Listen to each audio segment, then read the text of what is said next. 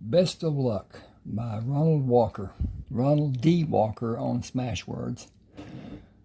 This is a story about a doctor who was recruited quite forcibly into the Army after he graduated and had a few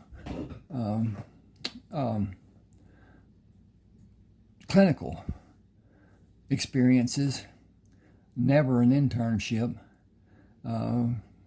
Most of what his clinical stuff was surgery, and it was what he wanted to be involved in. And the Army recruiters who came all but bashed him in the head to get him to go with them. And he served. Then he got to be a participant in the, as Grant put it, great struggle, the American Civil War. How they can consider it civil. There's nothing civil about war and killing people. And they did it over and over and over. He was a gun enthusiast. He loved quality in everything. And served through the war, was attacked several times in the hospital that he ran by people who didn't want him living. He was able to keep many people alive, and so the doctors were targeted, and his was the closest field hospital to every battle. He was the one that received the largest amount and did the most to help the wounded soldiers, and trained his men. They performed sometimes with his instruction, sometimes with their own abilities, and they were proficient. He had the most proficient incident of life-saving in ratio to those that died of all the many doctors in the Union Army. Most of the field hospitals were nowhere near the battles. They stayed back away from and whatever.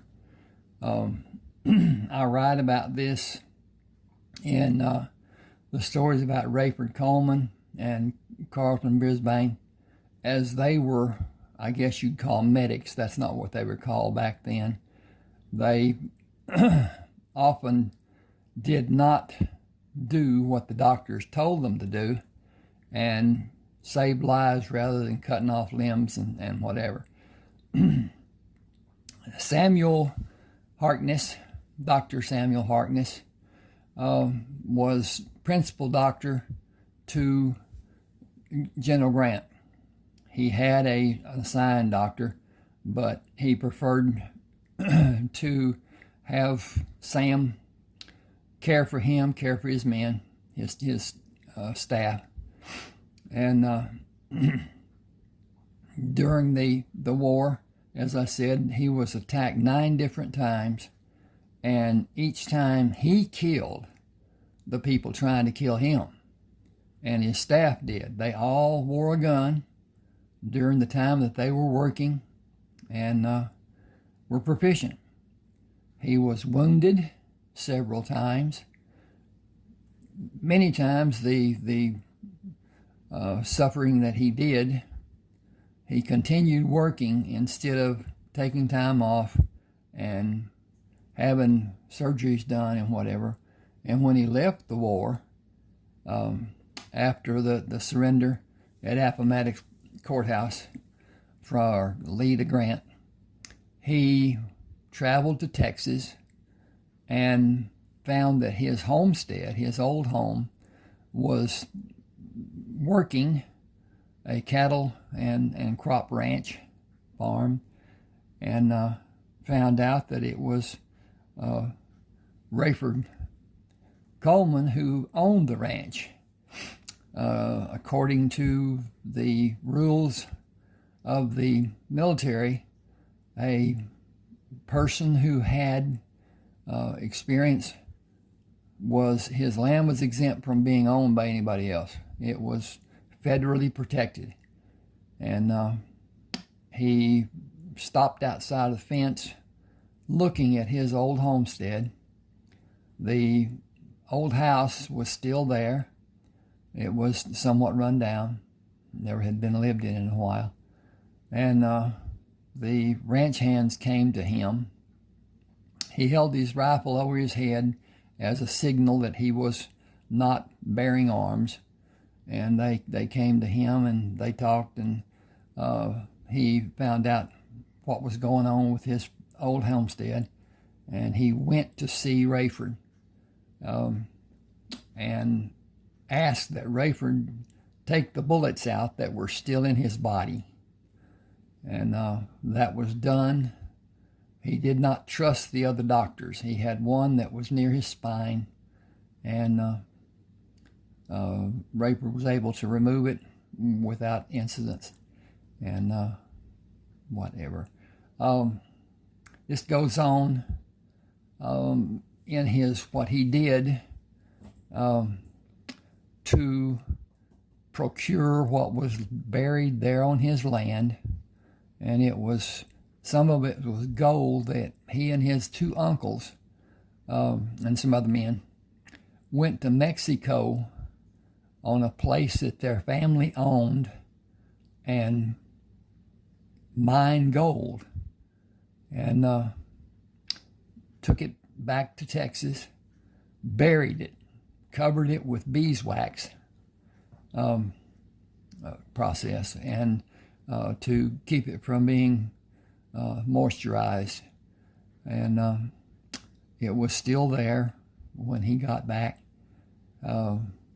He had awards from both Grant, President Lincoln, and Congress for his service and his dedication and his traumas, his wounds, and they were extensive. He more or less partnered with Rayford in operations because of the number of cattle, horses, pigs, mules, and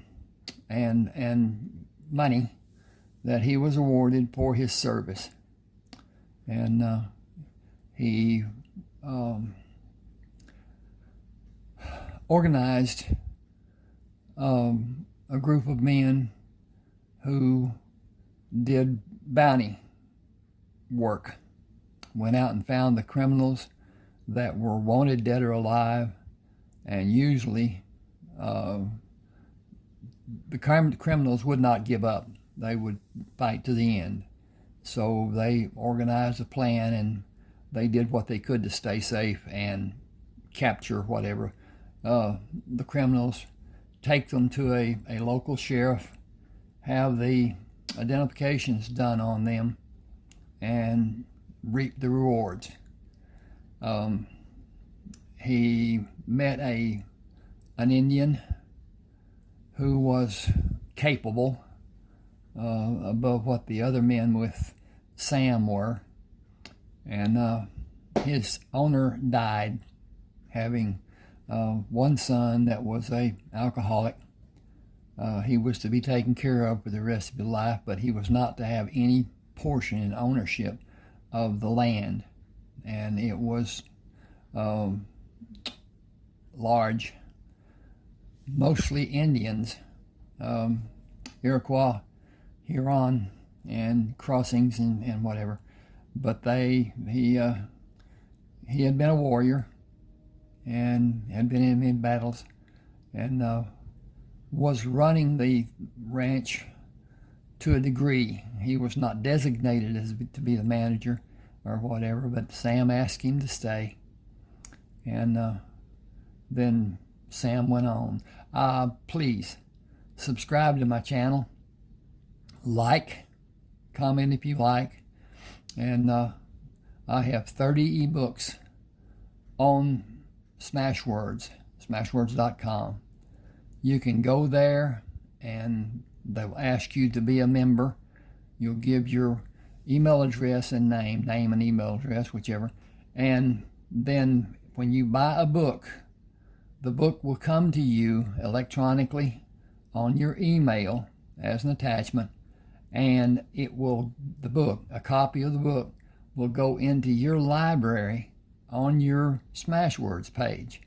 If for any reason you lose that book, lose possession of it, you can go to your Smashwords page, go onto your library, download that book or any other book that you have there for perpetuation, as far as Smashwords being an entity and you're being alive and whatever.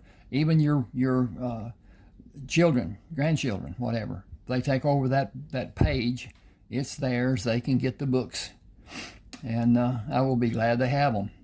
Now, it may be that there are different genres that you would like to read. There's about 10 million ebooks on Smashwords. They are only ebooks. They aren't physical books. But we're better treated on Smashwords than the other. And Smashwords is the second largest book distributor in the United States.